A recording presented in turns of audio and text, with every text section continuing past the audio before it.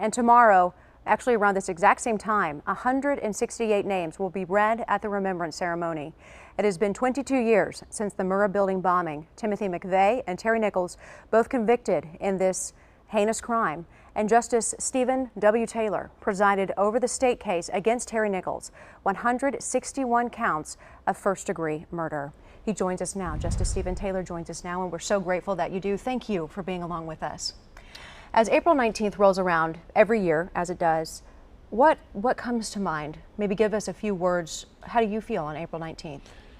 Well, because of the experience I had in presiding over the trial, that was a year that consumed my life, and it is a part of me and always will be. And I've become very involved at the National Memorial Museum now to help, for me to give back to the Memorial Museum is a way that I can keep the story of the justice side of the event. The prosecution side, yes. Alive. Were you able to live your life that year? I mean, were you able to leave work at work? Were you able to sleep at night? I mean, were you able to take your mind off of it? Not very well. Okay. It was a year that lead up to the trial, all of the pretrial motions, all of the hearings that we had to have, and then the trial was about 4 months. During that year, it pretty much consumed my life. My wife and son were sort of just understanding, and most of my work at the courthouse was handled by other judges, assigned out to other judges, and I spent a good deal of the time, and it was consuming, but I was on a mission to see to it there was a fair trial. Did you would you say that you were emotionally affected? I mean, to see the evidence day after day after day for that long, were you affected emotionally? No, because I can't be. You can't be, right. And by the time of this trial, I'd been a trial judge for 20 years. Sure. I've seen a lot. I tried a lot of murder cases, a lot of very, very upsetting kinds of trials. And judges just cannot become emotionally invested in a trial, because then it moves you away from what you're commanded to do by your oath and by the law. That's one of the reasons we wanted to talk to you today, is because you bring on, you're a native Oklahoman, so I don't want to say you bring a different perspective, but you bring an additional perspective.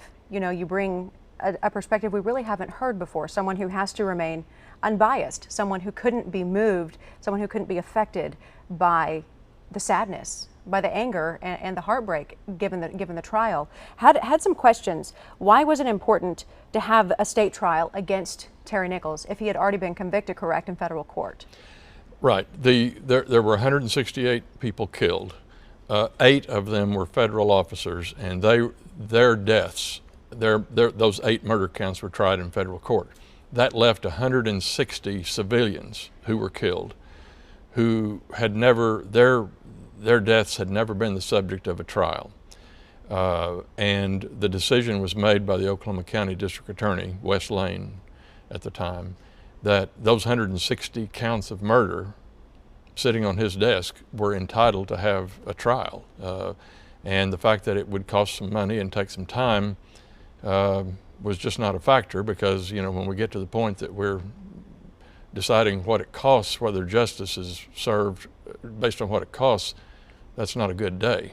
So he made the decision those 160 counts of murder should be tried. And not tried in Oklahoma City, according to you.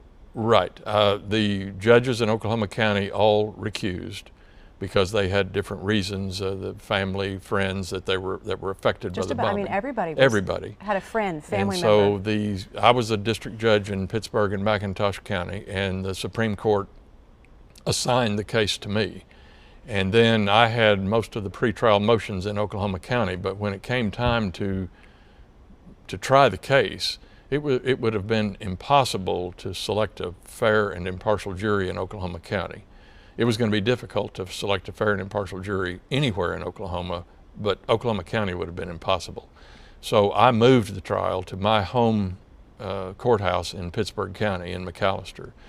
And the jury selection was difficult. I summoned 1,000 jurors. Normally I summon 100 to 150 jurors for a murder trial. I summoned 1,000 Pittsburgh County citizens, and we spent 2 weeks meticulously going through that process of selecting a fair and impartial jury. It was critical to a fair trial that we have 12 fair jurors. Do you think everybody's entitled to a fair trial? Yes. That's what sets us apart from every other nation on the face of this earth, is that Terry Nichols and Timothy McVeigh are entitled to a fair trial. And that's what makes me very proud of our system of justice and the rule of law in this country. And I want to take you, oh, here we have it, the video. This is video from the memorial, and it's your quote that is prominently displayed, and I think it's such a poignant quote that you said to Terry Nichols. This was at the sentencing, correct? Yes. And walk me through the words that you said to him and why you said them. Well, you know, history teaches that the motive for this crime, Terry Nichols and Timothy McVeigh hated our government. And on the day that I sentenced him, it just struck me as I was sitting there on the bench looking at him that, you know, and I said to him, you know, Mr. Nichols, it's ironic that the government that you hate so much is the government that is good enough, strong enough, big enough to give you a fair trial. And I thought that really summed up what the whole system is about in this country, is that even Terry Nichols, even a guy who hates the government so much, is entitled to a fair trial. And that's the rule of law that I love. What was his reaction? What did you see in his eyes when you said that to him?